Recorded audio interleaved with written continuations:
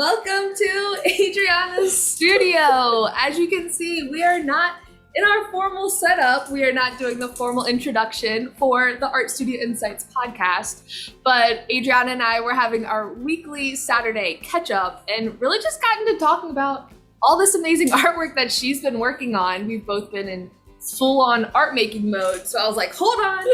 What we're talking about is what I feel like both of our younger selves, like a year, 2 years, 5 years ago, would love to eavesdrop in on. And now that we have a podcast where we release episodes every Tuesday, let's go ahead and just record this. So I don't know if we'll be doing this once a month, once a year, or how we'll be doing it, what we'll be calling it. Unknown. Studio chats or behind the scenes, still all to be determined. But this is our first, hopefully, of many, of just bringing you guys in behind the scenes of stuff that we talk about. So definitely more informal of an episode, and hopefully you guys get some nuggets of wisdom from it. I know. Hopefully with this one we don't go on and on and on, but if it does, well then you'll get to see what it really is like in the life of an artist, of a working artist. I mean, this is fun. We don't have an agenda or a plan necessarily, although sometimes we do have an agenda when we meet. Right. We try to be organized like that. Doesn't always happen though.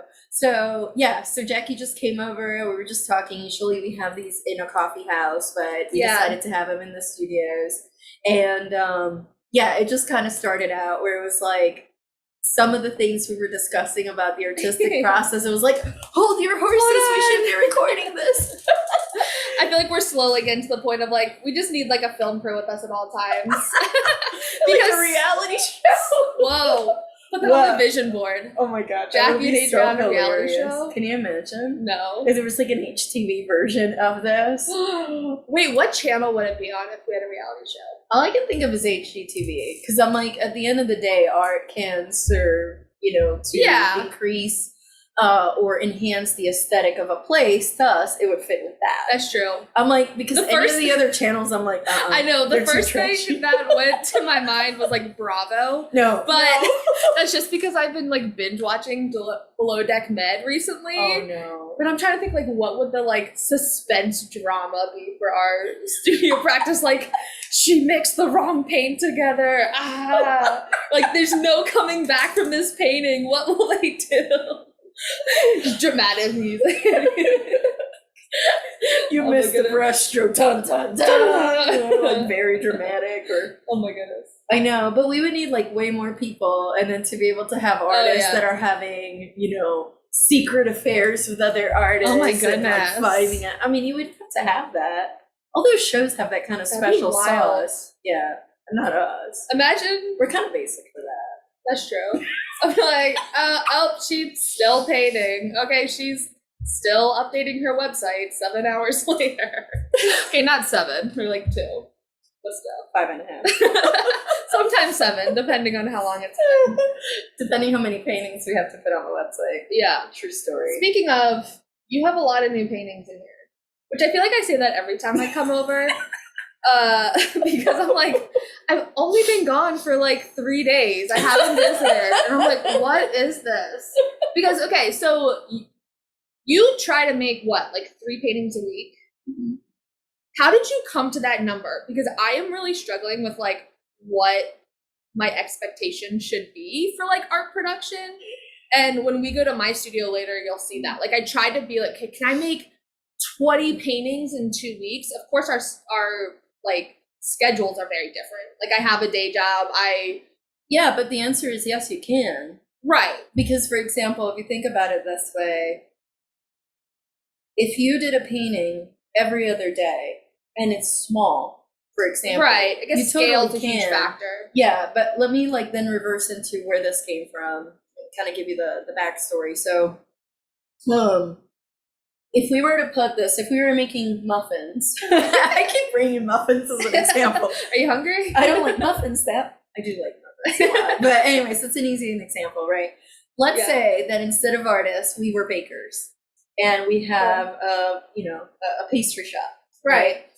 If you think about it, if you know more or less how many pastries you want to sell per month, you're going to reverse engineer how many of them you're going to make. And you also have to take into account that you're not going to sell all of them. there's always going to be waste, Yeah. right? In a bakery at the end of the day, hopefully they donate their, what's left over. True. Please do. Your paintings are not waste, though. They're beautiful.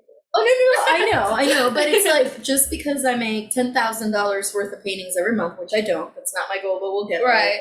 Just because I make $10,000 worth of paintings every month doesn't mean I sell out every single month. I mean, that would be amazing, and it's not the vision board. Right. Thank you.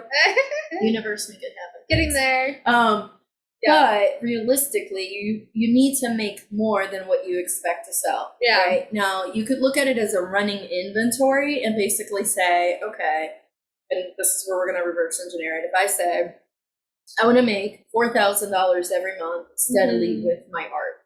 This is original art sales. This is not print, stickers, etc. This is literally just for original art, right? Right. I have to have at least, and this makes sense, just like the muffins, right, and the pastries. I have to have at that least much inventory. $4,000 worth of that. Right? Yeah. What happens with our art as we move and we're evolving, because we're at the merging stage, so we're like, still experimenting with something. So it's not like figuring out our process, how long things take, the order in which they take. Well, and the things that we fall in love with and that we want to continue to evolve, right? Right. Because there are certain things I used to paint that I'm honestly not interested in painting again.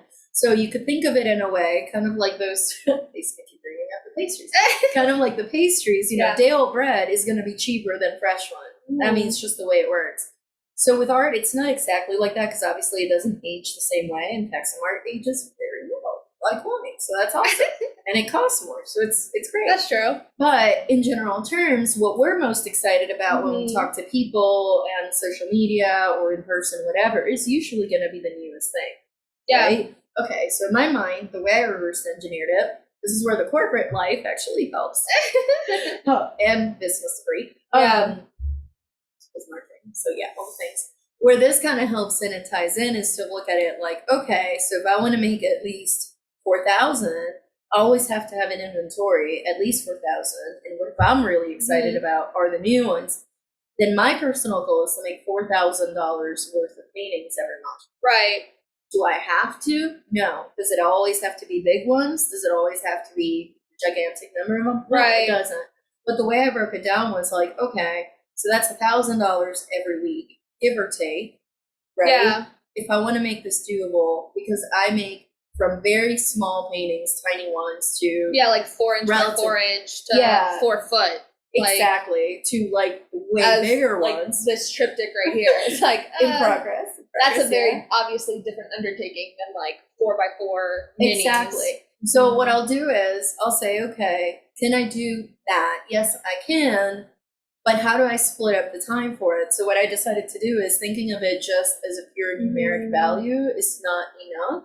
So I'll give you an example of January. So in January, I made 31 paintings. Oh yeah, that challenge. Exactly. Oh my goodness, it looks so good. Yeah, it was a self-imposed challenge. Can I make 31 paintings in 31 days? Yeah. So I reversed engineered it, how many panels did I need, etc. And they were all different sizes too. Yeah, so they went from 4 by 4 to 18 by 18 was the biggest. There were also 8 by 8s and 12 by 12s, right? So what I did is I was like, pretty decent size for like one day, like doing in one day. And that's what happened. There were days where, say, ideally it was going to be one per day. Honestly, some days I would do more small ones. Right. Because I could crank out or like 2 or start 3. an 18-inch one after you finished a mini. Exactly. And then that 18 may have taken 2 days to do, instead of one. Because realistically, like some things just take time when you account for, especially for your style. It's like you have all the texturing and the layering where it's like, as I say, like my favorite hobby is like watching paint dry, which like stare at the wall and watch paint dry. Like there's actual elements that you truly just have to wait for. You have to so wait. You can't rush it. Yeah, so I can start on one and then work on the other. So I did end up making all the paintings, which was great. But when I was reverse engineering how many panels of each size, I did figure out how much I was going to sell them for. And I made sure that it tallied up to how much? A little over $4,000. Yeah. So I was like, if I'm going to make this thing, and this is my goal of how many I crank out, I got to reverse engineer how many I need to do of each size to do it. Now, I'm overcomplicating it, people. This is just me. You don't have to do it that way. An easier way to do it would be to say, okay, so for me, a painting that is, say, a 30 by 40. I usually sell those for about $1,000. Yeah, and I think that goes into the larger pricing discussion too. It does, but that's a whole rabbit hole conversation. Yeah, but let's say, for example, my 30 by 40s are roughly about 1,000. Don't quote me on that. Yeah. Then I know I only have to make 4 in a month, and right. I'm good. Right now, because it's so easy for us creatives to drift, because we do spend time with thinking about what the next concept is going to be, mixing colors, experimenting, whatnot. It's very easy to just experiment for 6 months in a row and make nothing. And that is totally fine. Yeah. Part of the process. But because I'm trying to make a living out of this, that's like saying I'm experimenting with different pastry recipes for 6 months while I still have overhead. I still have to pay the bills at the pastry shop. Right, exactly. I still have to pay an employee. I still have to pay electricity. I still have to pay rent. I can't just experiment for 6 months and not make any pastries. Right. To me, it's kind of like that. We're putting it on a very kind of very business lens for the purposes of explaining it. Exactly. It doesn't have to be, but at least for me, that's the easiest way that I can kind of give myself some personal accountability and say, okay, you have to make X. Now, are there months where I make more? Yes. Are there months where I make less? Yes. Yeah. But average I still have that goal. Yeah. So what I ended up doing, I was like, I have that goal. I also have a goal that I want to make, which is actually not a problem, but it was at one point. I'm always like, I always want to make at least 100 paintings a year. Yeah. At least, right? Well, that's very easy. Oh, if you make 3 a week, right? 12 a month, that's 100. Is my math right? 144 a year.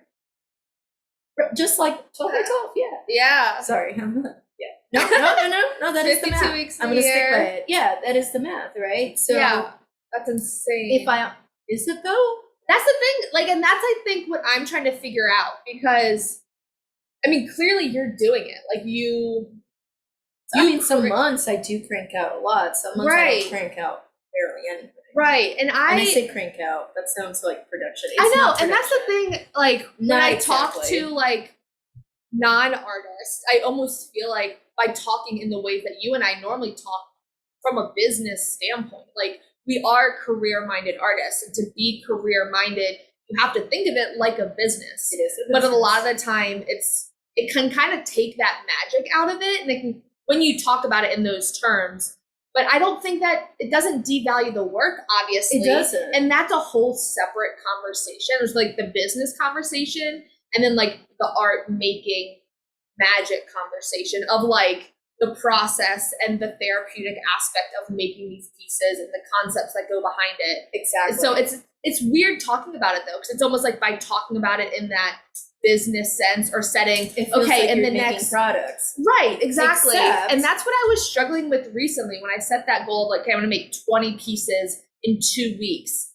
I knew I was gonna fall short of that, and I knew that would teach me what my expectations could be, because I think there is also that phase of, okay, based on other priorities, other responsibilities that you have, what is truly realistic without burning out, without dropping the ball in other responsibilities. Yeah. And like having that realistic expectation for yourself and your art making process. Of course, we both work in acrylics, so that's way quicker than, let's say, if you worked in oils. Why I don't work with oils as much. I do, but they take. Or even other mediums like pottery, or like, okay, you have to like let things dry. There's only certain things that you can do at a time. There's certain steps. You have to wait. Yeah, so you might think of it either like monthly or even quarterly. Okay, rather than doing a weekly goal, you have to do a quarterly goal, because you have to have all these pieces rotating at various phases at one time. Exactly. And so it is weird. I almost feel like it's cold talking about, or like admitting, okay, my goal is to make, say, 20 pieces in 2 weeks. And then I feel like it almost cheapens the work, because, and I think that's just like a self-limiting belief too. I think that's a stereotype. Or like I feel like that's a persisting stereotype of like separation, almost like it's icky to even think of art as a product or as a thing. But that goes back to the stereotype of like, or you can't sell art for money. Right. You can't. Almost like you have to give it away. You can't make a living making art. You have to be a starving artist if you're truly an artist. And it's only for visual artists if you think about it, because I'm like, think of actors. Some of the best paid artists in the world are actors, right? Musicians, like famous actors, art, movies. Yeah, if they make it famous, they make a killing, right? Don't you think they also have the same goals? Like bands are like, we want to make so many albums or so many songs for an album. We want to play at this venue, therefore we have to start at this size and go up to stadiums. They may pay a manager to do it, and actually I'm thinking that's probably the biggest difference for us versus those other kind of artists. We don't have producers. We don't have managers. But I bet you that is exactly what those music and acting managers do, is they say, all right, Tom Hanks, you have to make, to keep your lifestyle, you have to make so many movies per year. Right. Where you're grossing at least so many millions of dollars per year. Right. Here are the scripts. Go on, bud. Go on and read them. I think these are good. Right. What do you think? Or do you want to produce something? Whatever. Mm-hmm. But if you want to keep it, you got to reach this goal, right? If you work with, and I'm sure a lot of people, that can afford it. So this is, an access privilege, that conversation. But if you have like a financial advisor or someone that helps you with your financial goals, guess what they do? The same thing. They're like, you got to give me X so that I can put it in your retirement account or your investments account, so that by the time, you're retired and ready to get this money back, you'll have, this other amount of money. But you have to put in the work. So that's the fun part. That's why what we do is art work. We have to work. Yeah. So instead of a 9-to-5 job where you're expected to do an X set of responsibilities in order to get X, we do production just like the pastry shop. That pastry shop doesn't get a guaranteed amount every month. Yeah, if they have no clients that day, then they don't get any money in. Because the flow of customers changes. Right. So much like that type of industry, what we do with visual art is like that. Now, that being said, there is a difference. There are artists that are production artists. There's nothing wrong with that, but they do crank out like a conveyor belt situation. Right. So they'll pick a niche, something that's relatively easy for them to make, that's popular, and they just do it over and over and over. Like, you'll see artists that you're like, you can look at a painting from 15 years ago or one from today, and it's the same thing. And like all slight iterations, whether like different color schemes of the same image, or like all. Think of maybe this is not the best example, but I'm going to throw it anyways. Think of a Thomas Kincaid.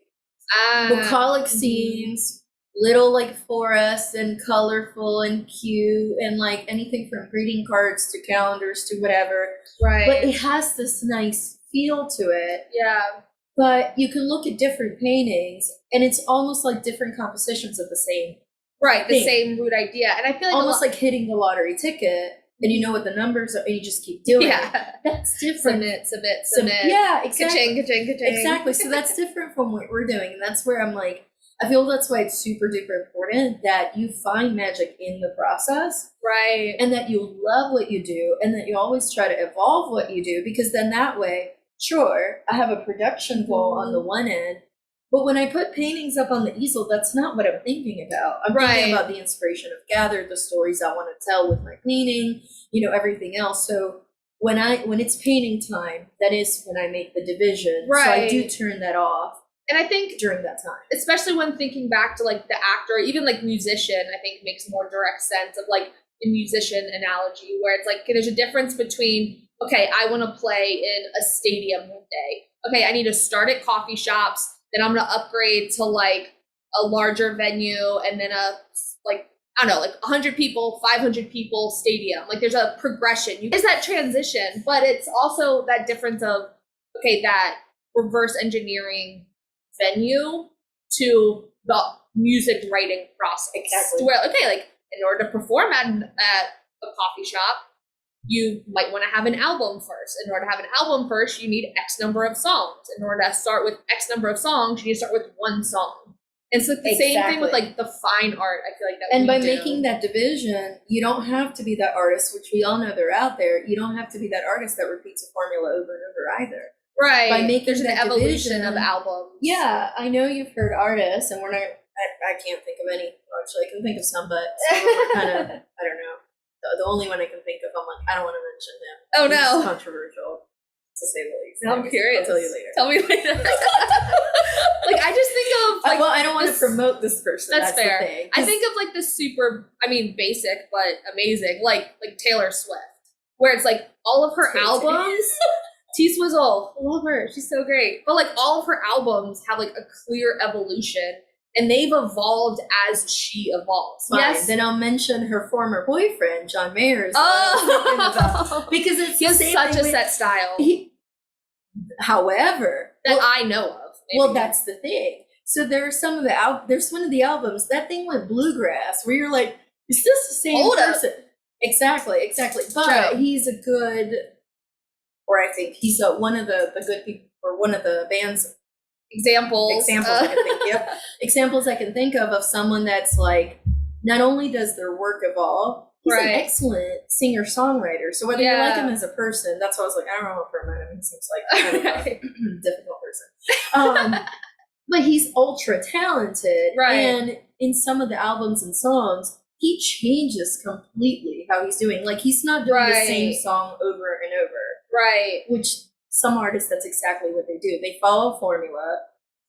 They don't want to take risks. Yeah, and like, you're like, have you evolved in the past 20 years? Have you ever tried a different genre? Right. Why are you still in the same realm? Right. There's one I like, controversial. I like Papa Roach, Jacoby Shaddix. I like the guy. I know. I listen to harder rock than you do. So that's fine. But like, for example, like their albums have evolved over time, and now like their latest work is something that some people are like, I don't know. I like your old stuff better. I like it. But see, that's the thing to me. I'm like, with some artists, I'm like, that's okay, because that happens to us too. We're going to have customers and collectors that are going to say the same thing. Right. Oh, but I like that old painting. You should do more of this series. And you're like, no, I moved on. I want to experiment. I want to be known for me. Yeah. Like, I want to be known for what I want to communicate through my art. Maybe some of the color palette. Like, yes, I still want to have a style. Right. But I don't necessarily want to be known. I'm just going to give a rough example because this is popular. I don't want to be known as the person that paints dogs.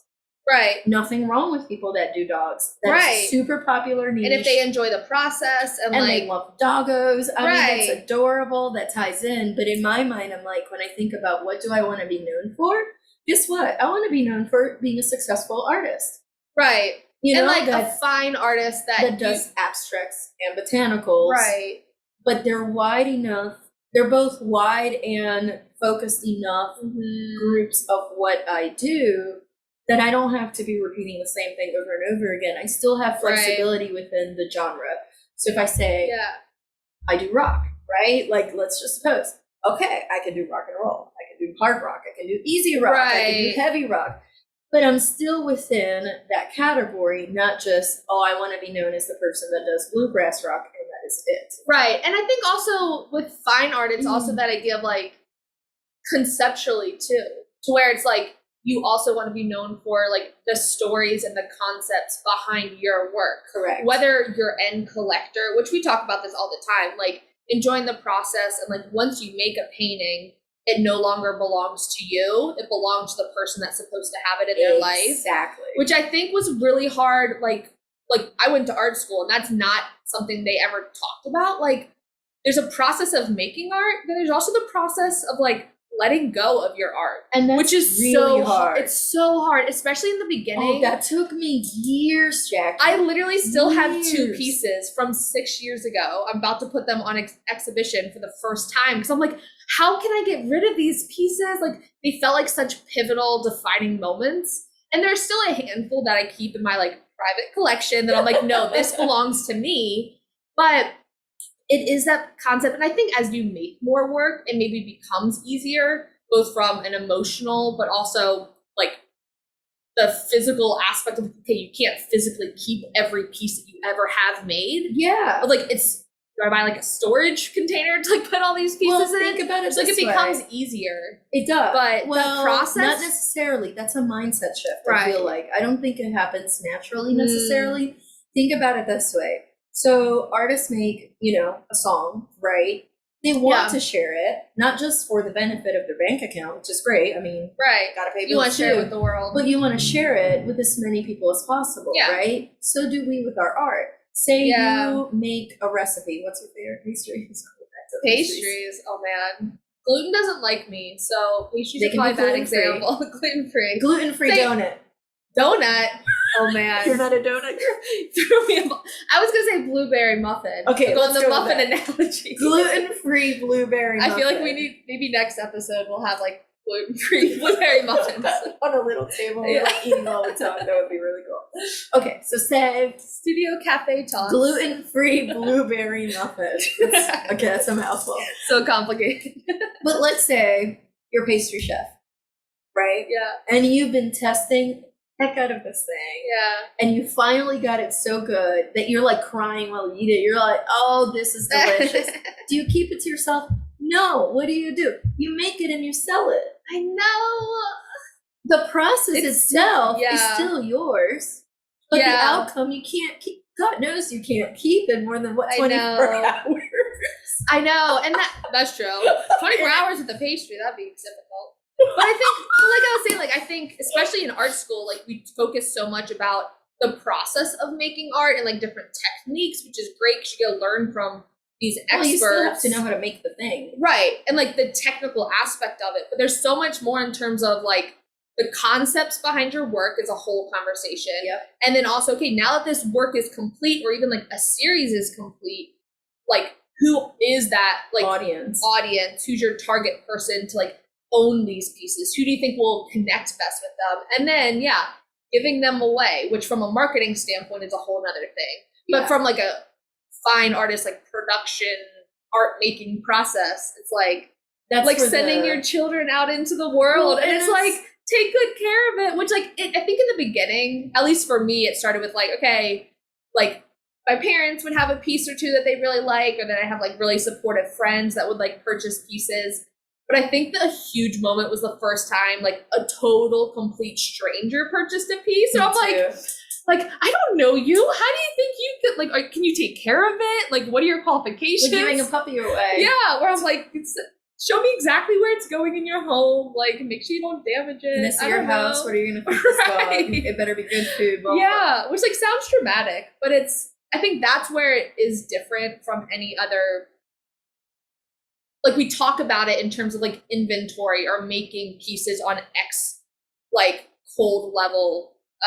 They're not products. We do have art products that are reproducible, but to an extent, just like a store, you have a product, you have a tangible item that they purchase. Correct. And so especially selling originals can feel like very emotional. Well, and there are people that maybe don't do originals. I know, like, say, for example, folks that do digital art, they sell reproductions of that digital like everything art. They make is a reproduction. Yeah, because their art is digital. Right. Or say you have, and I've heard of this, of watercolorists or gouache artists that don't sell the originals. They only sell the reproductions of what they do.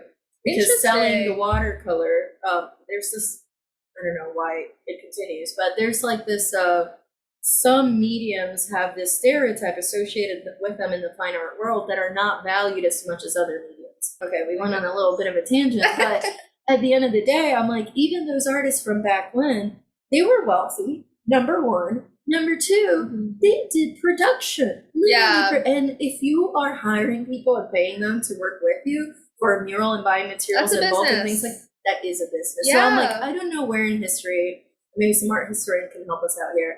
What happened where that, like the whole money in art became like, no.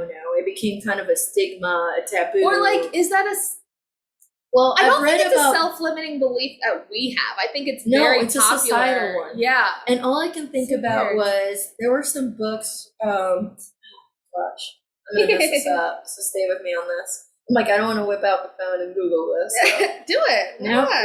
We're casual. We're just we're going to just use our brains here, like mess up our memories, even if we mess it up, because this is informal. This is how we do it. No agenda. But I want to say it was, like there were these books written about the bohemian lifestyle of travelers and people known, or used to be known as gypsies. Not to be, I don't know if that's offensive now or not. I don't know much about that culture. But essentially it was books that did this, mind you, that were romanticizing the life of people that were basically living, a nomadic lifestyle, and artists that were doing the same. And that got glorified. Like, it's so cool Right. to not have to work because all you do is art because you're cool like that. And maybe someone, will patronize, like give you money and whatever so you can keep going. But like, you're all about like the thought and concept. Right, you're so devoted. Kind of like this stereotype kind of seeped into society and has, persisted. Yeah. Of like, oh, I wouldn't sell it because, and it's like, it's so I mean, think about it again, because I'm like, you look at some of the old ones. Yes, some people were privileged enough they didn't have to sell, right? If you had some Duchess, or Earl of blah blah blah who happened to do art on the side, they definitely didn't have to sell it. Right. But you also had like the actual working artists, many of them in the Renaissance and old times, in Italy and whatnot. They were making money. Right, and I think that's the thing too. That's like the church. Like you used to have, like you used to have a patron. To where like the art, having an artist almost as like an asset to your value, like people that were super was a contractor, right? Like people that were super wealthy, be like, oh, I have my artist on call to make my family portraits, and you would pay them a salary, and they would basically just make pieces for you or for your church, and like you got paid on a regular basis to be basically like owned by that person. Like I only make work for this person, or like that's my dominant a limited amount of who I do it for. Like think about all these portraitists. We're gonna go with that. I was like portrait? No. Like portraitists. Painters. We're gonna go with that. There you go. That were staff for different courts throughout the centuries. Yeah. They worked for them. They had a salary. Yeah. That was their job. So a working artist is not new. Yeah. So that's where I'm like, somewhere in our society, there was that break because artists for centuries were known to be a job. You could be a potter, you could be a cook, you could be a painter. Right. Like that was a job. So I don't know what happened. I know. It's like we got on the tangent there, like passionate conversation. Especially like when we think about the work that we make now, and as we talked about before, like having to wear so many hats as business owner and marketer and creating the product, and even like especially both of us having public facing studios, which is the thing I was facing this week of like you're also like a store owner, so thinking about like how does the flow of the space work? Where do you put art products versus originals? Where do you put works in progress? Like laying out your space in terms of, are these products not selling because people don't like them? Like the stuff you told me that wasn't at eye level. Yeah. When we go to my studio, it's crazy. It looks so much better now. I had a great solution. Because where it's like, okay, simply by, which I learned that like in academia of like working with an amazing exhibition designer. And she was saying how like you can literally hide a painting in an exhibition in plain sight. Literally no one will remember seeing it. And it's so crazy because we had this one exhibition. Sorry, small tangent. So I went to Virginia Tech. Sorry, not sorry. I went to Virginia Tech and they have a Center for Visual Arts there.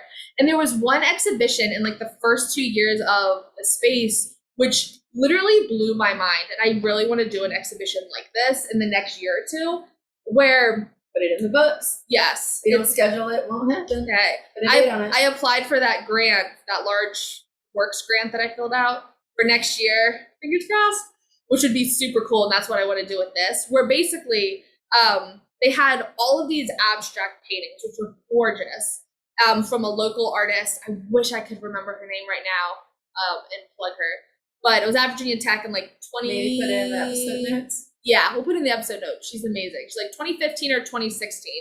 And so it was so cool, like, especially being, I think I was only a senior at that point. I hadn't started grad school. But like I worked at the art place, got to go to her house, pull pieces from her archives, where it was truly like the stereotype of an artist home. From like here to the wall, she just had stacks of canvases, all finished paintings. Literally you go into her living room and it was just like wall to wall piles of paintings. And like her husband was like a hyper realistic portrait. So he had downstairs, she had upstairs. They paintings lived everywhere. It was insane. And they were all, there's like gold after gold in terms of like, they were all so good. That like blew my mind of like, people live like this. This is amazing. Talk about production. Right. And so in the exhibition though, they I think it was on display for 3 months. And so they had the original layout. They had the official opening the first month, and it was amazing. Everyone loved it. Every month for 3 months, they would change the orientation of the painting and which wall it was on. Nice. So let's say if like this painting was displayed like this, it would then be rotated, let's say 90 degrees and hung in a stack all the way up to the ceiling. And so every time people would come in and be like, oh, is this a new exhibition? And be like, nope, it's the exact same painting. We just flip things around. We like changed the orientation because they were all made. Was it the same paintings? Same paintings. No changes to the paintings? No changes. And some kept their orientation, but just moved walls. And they're like, man, I came by at the opening, but like, I love this new piece. Like, nope, that's the same piece. It's just on this wall versus that wall. Wow. And like the idea of, I think also like the orientation of the piece can be predetermined by the artist, but sometimes with abstracts, it can work 2 ways. Or that's like what I do with a lot of them. Yeah. That's why some of them I don't sign them in the front. Some of my paintings I don't sign in the front because you literally can flip them. But in order to do that, speaking of letting go, you have to let go of the constraint of it has to look a certain way. Right. So like, for example, when I'm working through them, I do flip them. Yeah. And I look at them from a different perspective, or I'll put it on my phone and flip it in a different orientation. Okay, that one's side. I was gonna ask, do you sign your paintings on the front? I currently don't, because I think mainly I just don't trust my signature. I feel like I need to like practice it. You know how some people have like very distinct, awesome signatures? You know what my secret is to it? Do you have a stamp? What do you do? Pasta pens. They're paint pens. Okay, but still. And hold on. I love your signature though. Thank you. Did you practice it? No. I mean, it has like changed over mine, time to it's like nice and clean and legible, but no. Like mine looks like a 3rd grader just from like the, like when you learn cursive, like the picture perfect. Okay, you need to practice that part first. Yeah. And I'm like the exact, where you have the dotted lines. I'm like, this is how you do it. You don't have to do cursive either. I know. Some people just put their initials, uppercase, or just do Jackie or whatever you want, or J. Sanders. I just do AMA on most of them. I love yours. But I use a Posca pen after the painting is done because get this, if I mess up the signature, which it happens, I have a water bottle at the ready, and as long as I spray it, I can wipe it off. Oh, that's smart. And honestly, the fact that I had to ask if you sign your paintings in the front is a really good sign, I think. Because some people like incorporating it like in terms of their composition. I don't. And others don't. And again, something else I like never thought about until being a business owner, of like making those decisions, because there's no one way to do it. Like, do you sign your pieces on the front or on the back or on the side? I've done that too. Yeah. I've had some paintings that I actually sign on the side of it. Yeah, but it does. I currently do the back, especially because I'm on panel. I do my full signature in the back. Okay. And what I started to do is I was doing title and signing on the actual wood support. Yeah. But what I've decided to do is some of my paintings, there's a chance they may end up going across the pond to other countries. That means I'm taking them off and rolling them. I'm like, I don't want to have to double sign it. So I'm like, now I'm signing on the reverse of the canvas. And because I use the Poscas, they don't go through the canvas. That's true. Plus, I already have a I didn't whole think bunch about of that. Because I work on panel, so I don't have to worry about that. But on canvas, I'm like, imagine if you went to sign it. If you use a Sharpie, there's a chance it will seep through to the other side, depending how thin it is. Oh my goodness. Imagine if that happened, if you just like went and signed like 10 pieces, not even thinking about it. And then like a couple days later, you see these dark splotches on the other side. A warning to all listeners, test it out on a scrap material first and wait like a month, because maybe like over time it slowly appears. Yeah. It's a performance piece. Watch the ink slowly creep through the other side. Yeah. I'm like, we're sitting here just signing the wood. It'll be fine. Yeah. But I'm like, if it ever needs to be changed, then yes, it would lose the signature and the title. And I'm like, somedays we're going to be very famous. So if the curators need to replace the wood, and that's where your signature is. I'm kidding. No, actually, what it turned. Okay, the real story of why. Let's figure the real story of why. So what happened was, I feel like you've probably developed that through. No, what actually happened is when, kinda. So what happened was, some of my paintings, I use a float frame it actually covers the back where the wood supports are. So I signed them in the back and titled them. And sometimes I do a group and they'll be like 1, 2, 3, 4, whatever it was. And I couldn't tell which one was which because the frame had already been drilled in and installed. And I'm like, if I try to take it out, the spacers, it won't be the same. Yeah. I'm going to mess up what the framer did. So after that, I was like, that's it. If I frame on the canvas part, even if I use a float style frame, you can still see what it is. That's fair. So it's like, once I learned that, I'm like, okay. But then the little label I use for my information, I do put that in the book. So I'm like, I'm not that worried about that. Yeah, that's fair. But yeah, going back to like the layout conversation, rabbit hole. We always go down rabbit holes. I'm like, that's why we decided to like show you guys. Like, this is really what it's like. In our conversation, like, what were we talking about 12 conversations ago? But thinking about like with public facing studios, like you almost have to think of it as a store or your own mini gallery, or even if you're doing markets, to where I'm like, what do you think a gallery is? Right. It's a store. It's a store. And thinking, okay, like and I think it's so easy, especially because we wear all of these hats, including we're the one that makes the work. It's so easy and almost, it's like the easier cop out of questioning the work itself. Where like there are always things that you can do to evolve, and that's why we both try to make work that is constantly challenging us, whether conceptually or technically. But it's so easy to say, oh, well, it's just because my work's not good enough. When realistically, it's like, okay, is it simply because people aren't seeing it from like a marketing standpoint, whether digitally or in person? Like if you have a display, if you, like for the extreme example, okay, if you have a new t-shirt in a store and you keep it like behind all of the other t-shirts on display, nobody's gonna see it. It's not the t-shirt's fault as to why it didn't get sold.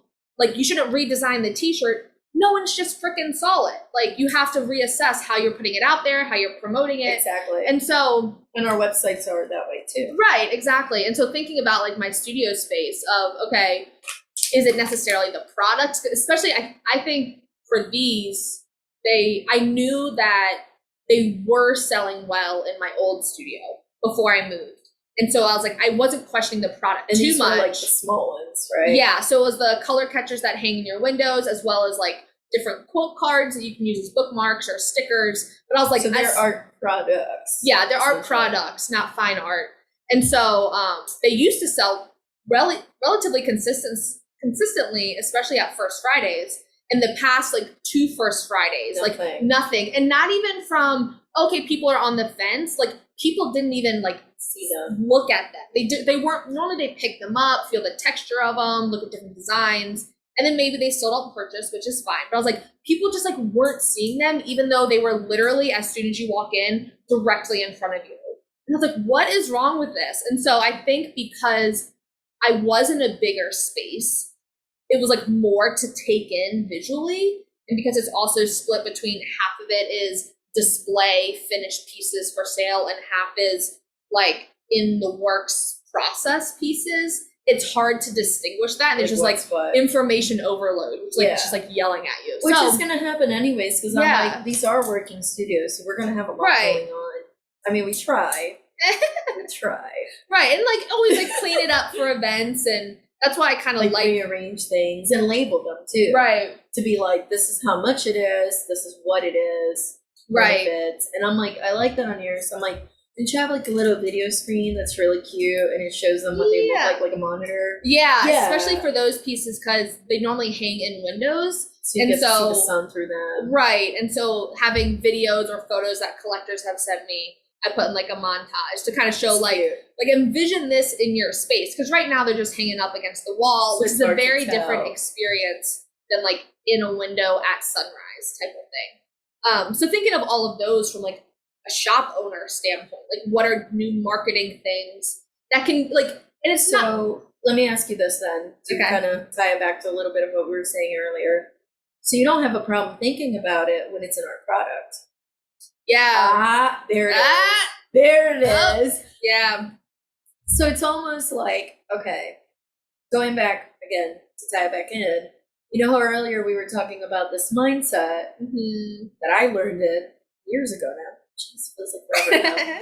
The whole mindset of like the process belongs to you, right? And whenever you make a painting or a new series, whatever, that process, you evolve it. You take classes, you evolve it. You learn a new technique, you evolve it. Yeah. Right? So that's what you take with you, the experience of it and the knowledge and the skills. But when you're done, that's when it turns into a product. Right. That's the important distinction. That's why I can say, how many paintings of X do I need to do to meet my sales goals? Because for me, I'm like, when I'm painting it, I'm not worried about it. Like, I may be worried in the sense before I start, especially if I'm planning a series, I may say, how many do I need of what size to meet the goal? But once those canvases are up on the easel, who cares? At that point, I'm not thinking about it. And while I do have the goal, if I don't meet it, I'm also not going to give myself crap about it. Right. You know what I mean? I'm not going to cop out either and say, well, I couldn't. Yeah. But I'm literally going to make a serious effort to make it. So if I say this month I have to make 3 large ones and 8 small ones, which is what I've done so far. Check. Get it. Hello. Actually, okay. The third big one. Week 3 of 4 of the month. Is that where we are? Yeah, it's the 18th. It's the time of this recording. So yeah, we're going into week 3 of the month. It's so funny. I don't even think of it as weeks of the month. I always think like how many weeks until first Friday. Which, like, having a public facing studio, it's really nice because we're almost like guaranteed. Okay, all these first Fridays we're open to the public. Usually we have more foot traffic. Right, and so it's like those are like my marker points of like every month. That's the goal. It's like have it done by first Friday. I know. Now, like we got 2 weeks until first Friday. Well, that's what I do. I'm like first Friday and halfway through the month. That's how I think about it. I'm like, that's funny because I'm like, and maybe these studio talks now if we do end up doing them monthly. Yeah, because I'm like first Friday. It's like when we debut. A lot of artists do, anyways. Yeah. Debut some of your new work because again. More foot traffic, if you do it in the middle of the month and it's slow, nobody's coming. Right. Nobody saw it. Like but if you're like, opening. My goal is every first Friday to at least have one new painting or one new thing I'm going to highlight. Right. That's the other thing, like you were talking about your example of moving things around. Right. That could be the painting you put on the easel on the hallway where it's super visible is whatever you're highlighting that month. Yeah. We have another studio artist that does that actually. Sometimes the paintings are old and you would have no idea. Yeah, because you haven't seen them. A theme. Yeah, he'll pick a theme and he'll rearrange it. That's honestly like one of my goals is, as we've talked about, like inventory, which again sounds cold, but like from an art standpoint, I feel like both of us just been like moving so quickly and having a handful of opportunities, which like 100% not complaining at all. If the hardest thing about where we are is like keeping artwork in our studios, that's a great problem to have. Like I would kill to have that problem. But like realistically, like I need to be focused, like business side, marketing side, I love that. But I need to be more disciplined in the art production standpoint and having production goals, which takes us back to literally how we started this conversation probably 5 hours ago at this point. Like, what are those tangible goals of like, is it realistic for me to think even within weeks or is it more on a month basis? Like with having a full-time job and I'm currently in like a business course that's 3 hours a week and homework and wanting to prioritize like social sports. I honestly think it's easier to think of it on a weekly basis. Right. Because for me to say, I have to make $4,000 worth of paintings every month, that would necessitate me tallying every week to see where I'm at. And I'm like, that's why I ended up breaking it down as, yes, I want to make $4,000 worth and 12 paintings. Right? Like that makes sense. At least that. But I'll think about that like when I look at the previous month and I'm starting planning a new month or a new series. Yeah. But once I'm going, I don't look at it again. You know what I mean? Because I'm like, if spur of the moment, and I did do this like recently this month actually, so it works out. Spur of the moment, I bought these hexagon-shaped canvases. Oh my goodness, they're so adorable. I love them. And some squarish ones too. I want one so bad. We will discuss. A nice artist exchange, maybe. But maybe because we're not promoting this necessarily. We gotta pay bills. But they are like we talked about earlier with like minis or like 4-inch or they're what 6-inch wide. They're 5. Okay, 5. They're 5. They're 5x5s, which is amazing. Yeah. Well, slightly different than 5x5, but anyways, we're gonna go with it. But spur of the moment, I got 8. 4 hexagons and 4 rounded corner squares. That's like 2 weeks. You got it. 2 weeks of inventory in like a few days. Exactly. Then I made 8 in a matter of maybe a week. Yeah. So I'm like, okay, that beat that goal really good. But they're small, so they don't necessarily meet the money goal. So what I do is, okay, spur of the moment, I'll work on them. And then I look and see, okay, about how much was that? Right. Okay, does that mean next set of things I work on, are they small or I go big? Right. Look behind you. The answer to that question. Yeah, I'm like, wait, hold on. I think that actually, makes sense. I gotta show you like the size difference. Just for but I think that makes sense in terms of like, okay, yeah, you exceeded your number of paintings goal, but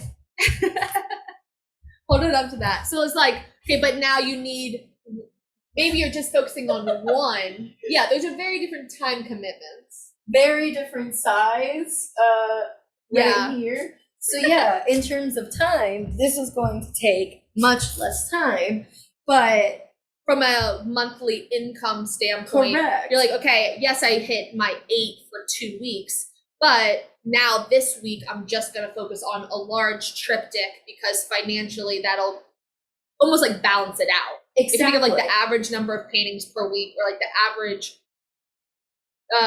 potential, how would you phrase that? Like the potential income that could be made? There's more. I just thought about it. I also have some pieces on paper I've been working on at home. So I think I have 5. No, I have 6 of them already. And I could mount them onto panels. So actually that does beat it. So the way I could think about it, and this happens sometimes, in middle of the month is a good time for me to evaluate. I might say, okay, I have 8 small ones. Check. Right. Which I'm not going to tally up how much they are yet. Because that's too much math right now. Yeah. Haven't had enough coffee for that, even though I did do math earlier. But I may look at these small ones, they're done, and I'm like, yeah, they're so awesome. Next up, even though I might be tempted to just buy more of these and make more, I might go like, no, I already did enough smalls for this month. I need to sort.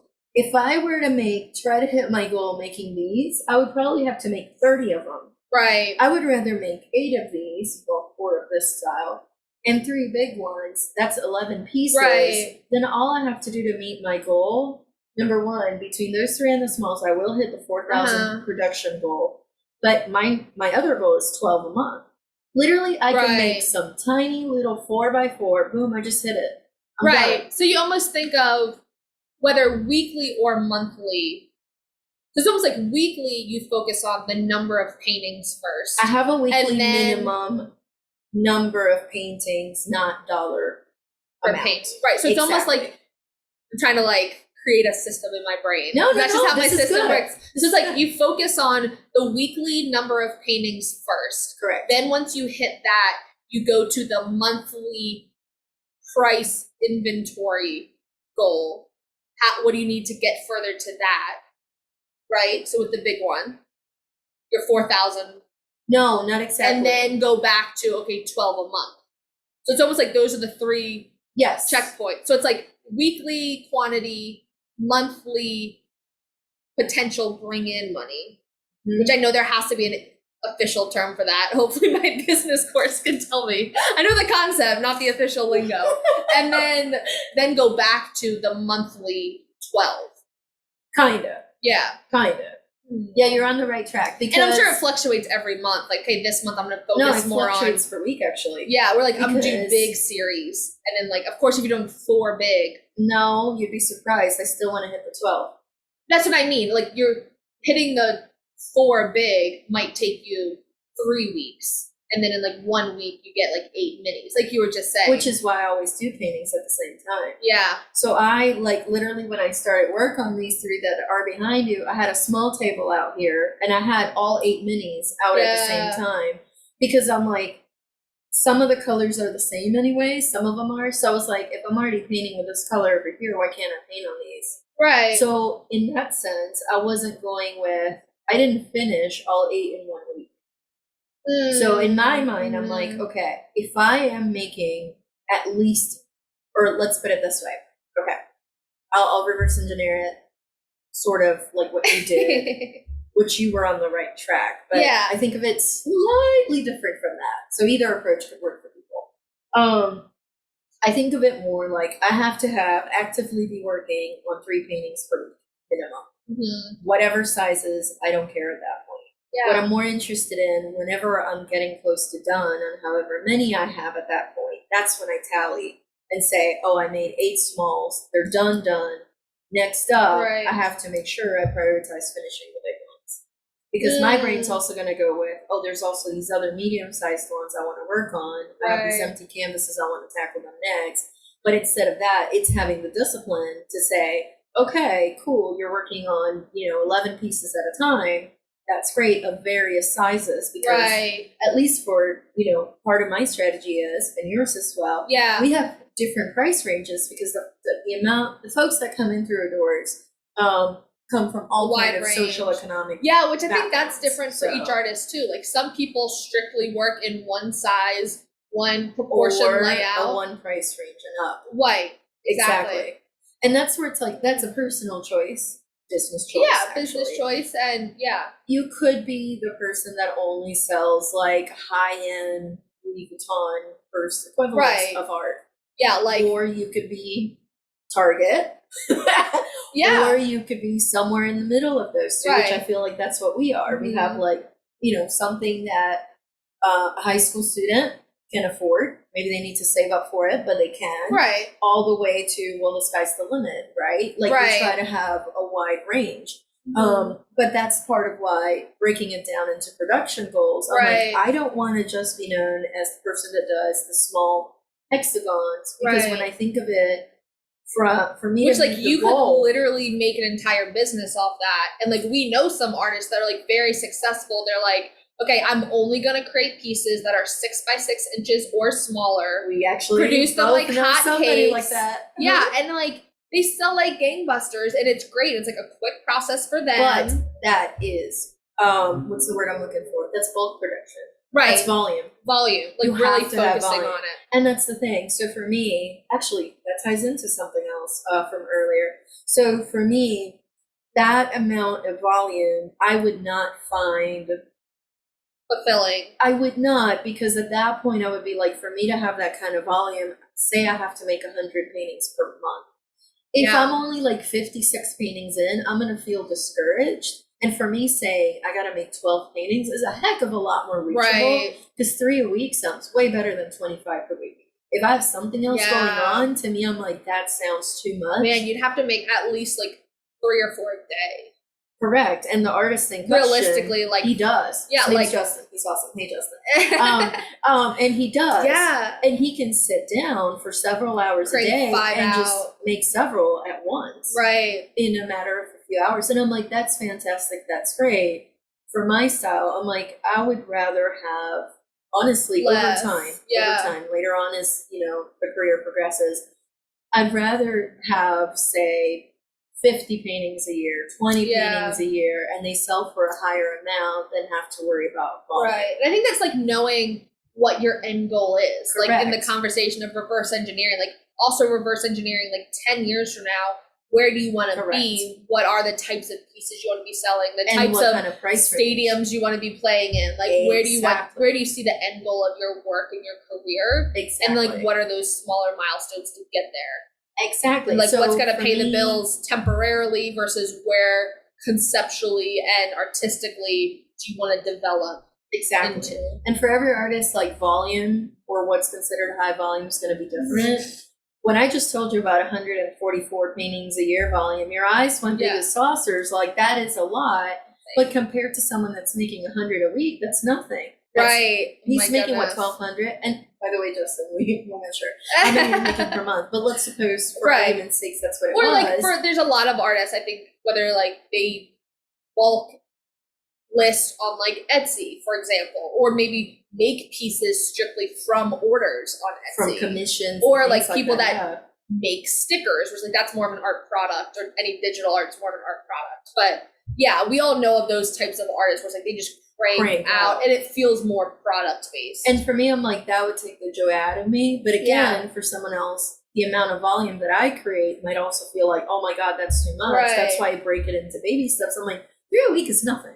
Literally, that is nothing. Right. Considering it can be 4 by 4. When you say that, when you think of like 100 per week versus, okay, make 3 paintings a week. That's I'm like, yeah, you're right. Yeah. But for me now, I'm like, oh my But goodness. you can, because again, you can go very small and it still counts. Right. Those 3 big ones count as 1 each. That's 3. Okay. But 3 of these also counts as 3. Are they being Does that make sold sense? as a triptych or as individuals? Or undecided yet? No, great question. So you see how some areas kind of connect? That's on purpose. The way I make even my triptychs is so that they'll work independently. So do I want them all adopted at once? Of course I do. Right. But I also design them, because art is designing in many ways. Yeah. I do design them so that they can go home on their own. Right. Individually. So that is on purpose. Splitting up the adopted children. Yep. Goodbye triplets. So I only want 2 out of the 3. That's life, right? That's like a dark turn. But okay, so here's another thing about the 144. Okay. So there's a saying out there, and I think you've probably heard this one too, that it takes, pardon my French, but we're going no script here. It takes 100 shitty paintings to make a good one. Yeah. Especially when you're starting out. Oh yeah. And over time, you know, even someone like Picasso, I mean, think about it. That guy was prolific. But so you look through all the work, it ain't all that good. Right. There's a lot of it that you're like, this is $100,000 for this little sketch that's like half finished. Right. That's like half crumpled that somebody got out of the trash can. Yeah, he probably did it like over it breakfast on vacation one day and it was just a warm up and somebody saved this thing. You know see where I'm going with this? So it's like, maybe someone at that higher level, you know, of like skill and whatnot, maybe they go down to maybe 20 paintings, right, to make one good one, like really good one, right? But it takes time. So the way I see it, and part of why I insist on volume or the level of volume that I'm comfortable with, is there are no shortcuts to evolving your art, and you just have to make more work. The only way to get your style, evolve what you're about, whatever, is to intentionally. Not blindly. That's why I don't like the repeating sort. Yeah. I'm like, I feel like you don't really evolve there. You're just following the same recipe. Goodness. That is so true. And that is one thing. No, it 100% makes sense. And that reminds me of, like, I had a professor in college. He used to say that all the time. And like, at the time, you're like, yeah, okay. But like, what's our homework this week? Like, I am like so type A, give me a task and I'll like hit the checklist standpoint. Yeah. Yes. Where it's like, okay, yeah, all this, make more work, find your purpose, blah, blah, blah. But then like, okay, but what's the assignment? Like, I want to do the checklist. And so that's what I think I like about the creative process, is because it is challenging in that way. Like, there is no checklist. You can literally do. You can make your own. You can make your own. That's what we're just like, discussing, as a business owner, like, there's no one telling you you have to do anything any certain way, which like I love and terrified by that challenge at the same time. But like, he used to ultimately say, I used to try to and still do, which is now why the art production goal feels difficult. But I proved to myself in the past 2 weeks it's possible. Of like, I try to outthink the work and plan too much before actually even starting. Which, like, being a very goal-oriented person is like, okay, like, I want to know, like, what's the runway? You do this, and then you do this, and then you get this product, like X, Y, Z. So it's almost like you have, armchair, situation here, right? It's almost like you need to turn it off in the middle. That's what I do. Yeah. I turn it off in the middle stage, much like these paintings, and much like my painting process. You set those goals, reverse engineer it, but the process you disconnect, and then it's like at the end you fine tune. Or even with making a painting itself, even the process of each of my paintings, the way I do them is, it's taken me years to get. That's to a good way of putting it. That's kind of what I did this week. Well, think about it. I'm like, even intuitive painters, right? Think of any of the intuitive painters that you've encountered, right? And they tell you, "Oh, I'm intuitive." Okay, that's great. Kids, intuitive. Can make paintings that you are shocked about. Like, how do you know about values and composition? And they may not. Right. But that's where, also the big difference is what the kids are doing and what the adults are doing. You may start intuitive, right? And a painting can be 90% intuitive.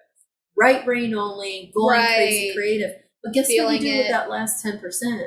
Critical brain steps in and you go, okay, I got to change the values here. Composition. I need more contrast over here. This part of the composition.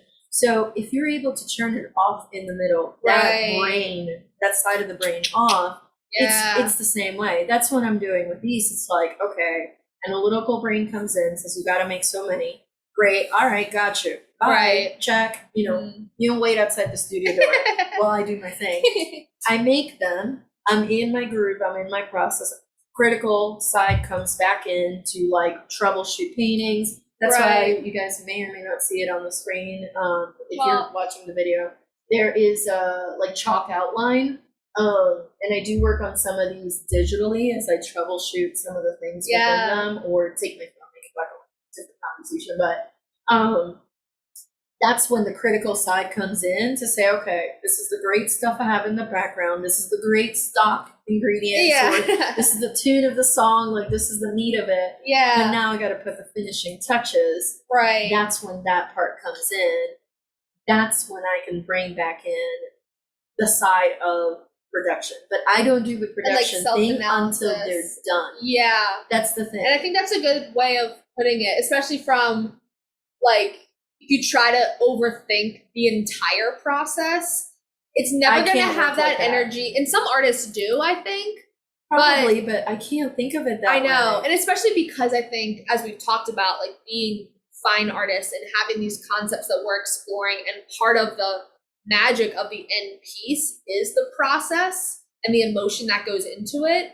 And so you can't overthink that. And so like my professor used to say, like, I used to like be like brainstorming all these ideas. He's like, just make artwork. Like just make more art. What's the answer to every question? Make more artwork. Yeah. Like, do it again, do it again. This is the only way you're gonna then explore if you like this concept, if it's gonna work, is by doing it. But also, but with the critical lens. Exactly. And I think that's the piece, where like within, especially academia, like you have these end of the assignment or end of the semester critiques. And then as now a fine artist, if you're building your own business, whether you have a group of other artists that you can go to for peer critique or doing it yourself too. Have like a checklist. Going back to like the principles of design and like, okay, this piece may be done. And I will even sometimes do this too of like, hey, I have my pieces and I'll go up straight with like Post-it notes and be like, I really enjoy this section of the composition. What is it about this section that I'm gravitating towards? Or like, why do I not feel as strongly about this piece? Is it the contrast? Is it the composition? Is it this XYZ things? And then that's the feedback I use as my assignment for the next one. Okay, let's experiment with like line weight. All the line weights consistent in this piece. What if they varied within 1/8 of an inch to an inch wide line? Like what would that do in terms of conceptually or visually with the piece? And almost like creating your own prompts based on your feedback and the feedback of others if you're open to that for your next piece. Always. What? Grain of salt always. Right, exactly. And like I think coming from either if you have studio visitors of a studio, public facing studio, or if you can find a group of fellow artists that you really value their opinion. Yeah. Which that give actual feedback too. Right. And I think not just, oh, that's beautiful and that's it. Right. More like, ooh, how about like if you increase your contrast here or this, like that can go into the technical bit a little bit to help and with the why. And understanding the process. Right. Exactly. And I think that's another thing from being in so many critiques that I learned a lot too. It's like you don't have to take everyone's feedback. No. And or you need to listen to the feedback, but you don't have to take action on it if you don't want to. Like if you have a firm reason. More like take it into under advisement, right. But like just because someone says, oh, you should paint a bird in this corner doesn't mean you have to paint a bird in this corner. Like, and I think we both face that. No names, but there's someone in the family that's done that to me. I'll make an abstract landscape and they're like, but it would look better if you put a tree over here and like little birds and maybe like a cloud which like on this side. And it's like, but that's not my style. Right. Thanks, though. And I think that's a good way of like distinguishing it. Like, yes, that could potentially make a great painting, but it's not what you do. And it's like, I think that's when the self-filtering comes in of like, this is your process. This is your work. And ultimately, it has to feel right to you and your story and the concepts you're exploring. Yeah. To where, like, that would be, you're right, like, compositionally or for a different artist, that would make a lot of sense. But for what my end goal is, it doesn't make sense. It's like a step up the wrong ladder. To consider it either, because it's like, it could be something that you're like, okay, this series is not right for that, or my style is not, for that. Right.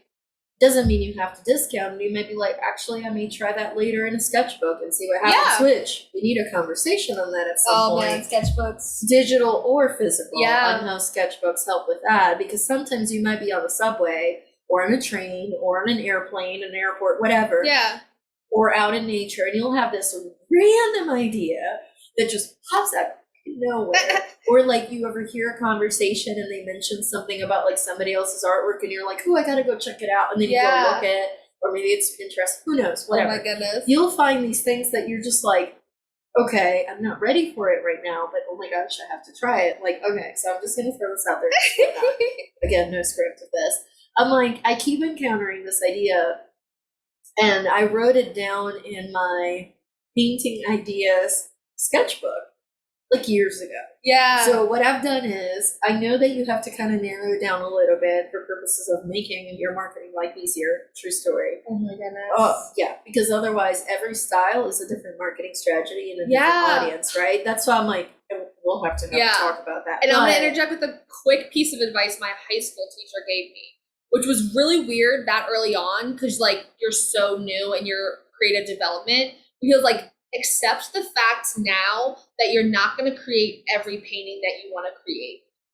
And I'm like, what? That sounds so sad. But it's true, especially when you have like sketchbooks. You're like, once you get that momentum, you like, I have all these ideas, and you document them. And you're like, you're not going to have enough time to come back to all that's of them, critical thinking. Which is again. Like crazy. That's critical thinking. You have to choose which one are you going to work on at which time. Well, and which one works. Right. Because the other thing is, conceptually, you might be like, oh, this is really, really cool. But number one, do you have the technical skill to execute it correctly outside of just a page in a book? Right. Just because you can sketch it doesn't mean you can paint it in the way that you're envisioning in your brain. Right. It might take 5 years of intentional training to get up to that point. Correct. And that's a strategic decision that you have to make. Correct. So if you wrote it down, then it's like, that means maybe it won't make the cut later, and that's fine, but maybe it will. So a couple of years ago, when I wrote that about mythology, I wrote different themes. Not going to go into all of them, plus I don't have it in front of me. But one of them was, I wanted to make a series of paintings that had to do with little homes in Puerto Rico.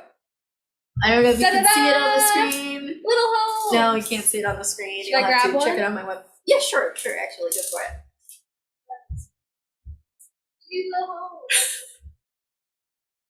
Ta-da! That's one of them. Right, and this is like as way closer to realism than any pieces that I've seen you do before. Yeah, and it's more like, so it has more representational elements to it. Right. But when I conceived of the idea of it, because I was like, I want paintings with a Puerto Rican theme or something that ties back to my homeland. And then within that, to that genre, I decided different themes or sub-themes tied to it, and that was one of them. Now, when I did that, did I go back to the list and look at it and say, what am I going to paint next? No, I didn't. It actually came out naturally. It was only in retrospect that I did it. But that's where I'm like, it's important. If you have 144 paintings that you want to make in a year, that's a heck of a lot more to pick from and more chances for you to continue to evolve your work and giving you more space. If you only make 12 paintings a year, which is fine, by the way. Like, we're not judging your volume. If, say, someone listening is like, oh, I only make one a month because they're oils and they're ultra realistic and they're super or if you're making paintings that are like 6 foot by 8 foot, which like some artists do. Yeah, and super tiny detail in them and things like that. And it's like, I can only make one a month. Actually, I know another artist that's in our building downstairs.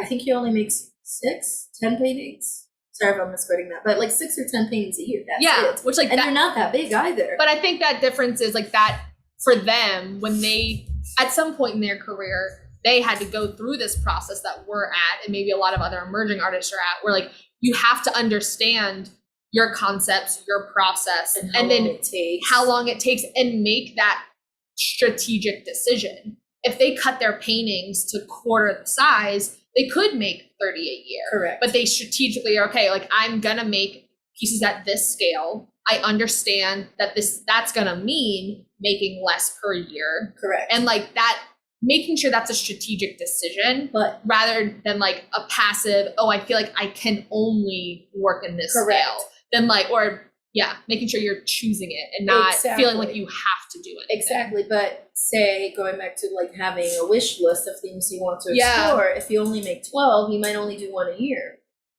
Yeah. That's why, like, too, I'm like, if I give myself a higher allowance, if we can call it that, of paintings I do per month. Right. So instead of a target, maybe think of it as an allowance of what you'll give yourself. Every month. Then that means every month I could do a different series if I wanted to. Yeah. I mean, depending, and again, longer conversation of how you define a series, right? And what your parameters are. But I'm like, you make a series of just 6 paintings that are very small. Like, actually, you make a series of 3 and just call it a series. Like, it's up to you, really, how you do that. As long as, if they fit within a larger series, if you will. So if they're chapters of the same book, let's go with that. I like your like siblings, they're cousins, not siblings. Correct. Or like so they're cousins, not twins. Correct. Analogy. So it's like anything that's on display that's showing on screen right now, with exception of the ones right above here, where I'm pointing, which those are oil and cold wax and based on underwater environments that I've seen while scuba diving. Outside of those, almost anything, and the plants that are behind the botanical behind Jackie's head. Outside of those, everything else that's on display are part of my Exploring Narrative series.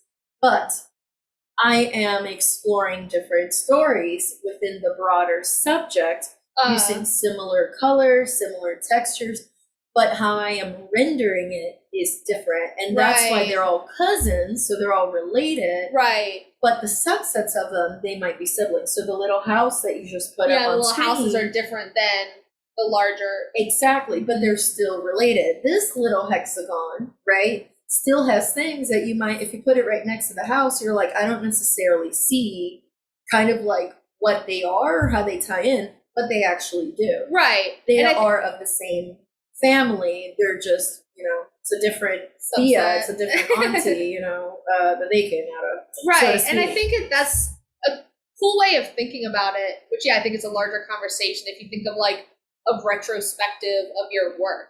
Like, it could be like Blue Period, Houses Period. Exactly, like they're all within heritage, but they're like there's subgroups within that. So like they could, in theory, all be included in one exhibition. Correct. And the narrative makes sense. Of them will be. They like all make sense. Or, okay, just these 5 are together representing you and your work, and that also still works. Correct. Like they don't need each other to like stand on their own. And that's part of the cool thing by doing it that way and taking that approach is like, literally you could take one of each of the sub-families, so to speak, put them next to each other, and they still work and harmonize with each other. Because again, even though one might be houses, one might be a botanical, one might be a non-objective abstract, one might be a landscape, because they have common language between them and a common theme and what they're about and things like that, then you could think of it almost, that's why I was saying like a book. They're part of the same book. They might be different chapters, but they build upon each other because whenever you keep going, that story progresses. But it's still the same story. So the way I think about them is those subsets each explore a memory.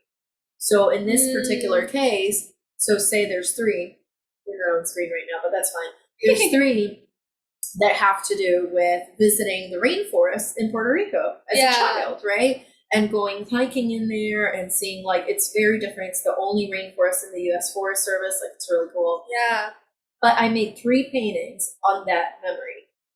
So they're slightly different, but they're about the same memory. The ones about the houses, I made 6 paintings of houses rendered slightly different, but they're of the same memory, visiting my great-grandmother and her sisters back in the day when I was a kid. You know what I mean? Yeah, so like they're all memories within a bigger theme. Yeah. But if I only made 12 paintings a year, then it's like, do I just make one of a house, one of a rainforest, one of a... And I don't think you would be able to. Like, it Maybe. I feel like if you had a style super mega defined, say like Van Gogh, already defined. Say True. like Van Gogh. He got to a stage where no matter what he did, it's a kind of thing. Right. The squigglies and the textured marks and whatnot.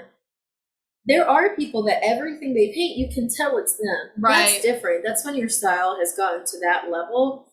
Almost like you really can't help it. Like that's just, and by default, that is your language. You've established yourself. Correct, to that level of style. But I think when you're still exploring. Yeah, and I'm still like accumulating techniques, you could say, in a way, and incorporating and choosing what goes in and what's not, then it's harder for me to be like, oh, I'm only going to make 12. I just can't. And I think with your Heritage series, you have done that. Like, you are getting... I'm pushing them. You're getting to that point of having that defined style. And I tried to stop it, by the way, months ago.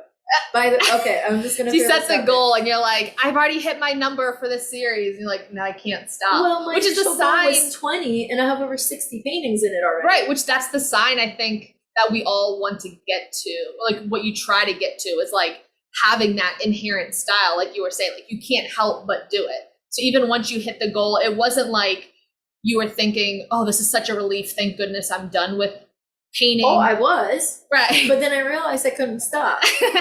And I'm like, there's the classic artist. Well, there were more chapters to be written on the story, so to speak. But that's why I think it's important, if you have these ideas, float up to the surface, write them down. Yeah. Because also, super important, when that creative burnout hits, which we've all been there, check.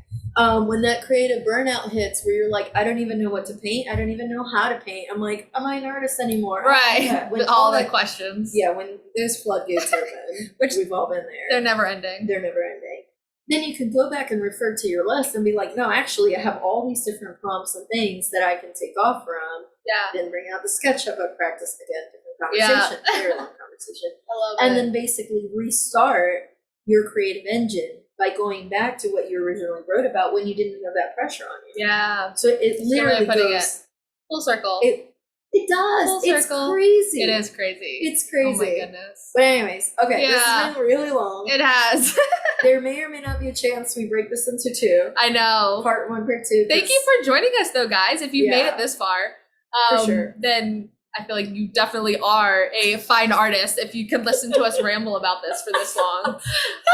Well, and hopefully we shared like some insight of things that, you either were thinking about trying or maybe you didn't know was an option, a viable option. Yeah. And hopefully this was helpful. But yeah, this is like literally the kind of conversation that Jackie and I might have at the coffee, a place across the street, or even in our own studios where it's like, come look at this thing. I have this idea, blah, blah, blah, blah. Insert 1 hour rant rabbit holes of random things. Exactly. But it's also I actually didn't think about that. What? Like, how did I forget about this? Or maybe you learned something in art school, or maybe I learned something in business triggers. School. Yeah. And then it's like exchange.